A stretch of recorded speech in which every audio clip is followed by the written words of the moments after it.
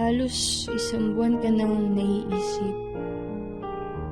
Ramdam pa din ang presensya pag hangin umiihip.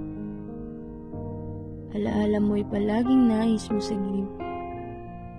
Kaya maging sa pagtulog, minsa'y panaginip. Nagmula sa pagiging bantay, sa buhay ko ay naging gabay. Kapag ako ay nalulumbay, the rescue kang aagapay. Hindi matatawaran ng iyong katangian, kahit na ika'y masungit o makulit mong minsan.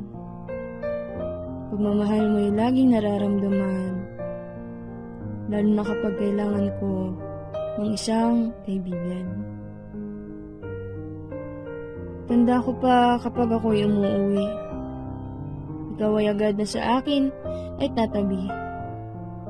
Kakahol kang parang nagsasabi, magpahinga ka na at andito lang ako buong gabi. Tanda ko pa kapag ako'y matutulog na, titingin bigla na parang may sinasabi ka. Nagpapaamo ka ng mukha, at ako naman ay natutuwa.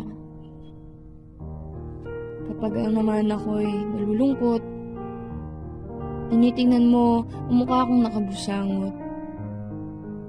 Ang tulad mo sa akin ay ba ang dulot? Ang puso kong ito'y lumalambot. Sa'yo ako minsan nagsasabi ng mga hinaing, at ikaw naman tong naglalambing. Pamilya na rin kitang maituturing. Sa anghel, ikaw rin ay mayahambing.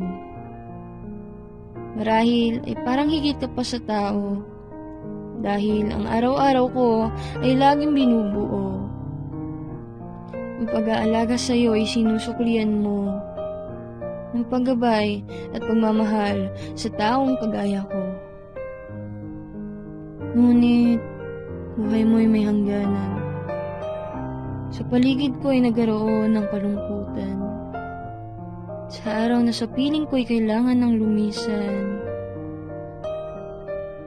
Huwag mag-alala, salamat pa rin sa dinala mong kasiyahan. Ikaw pa rin ang pinakamamahal kong aso.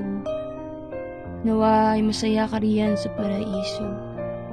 Nawa ay masiglang naglalaro at lumulukso-lukso. Huwag kang mag-alala, ngunit ay laging nasa aking isip at puso.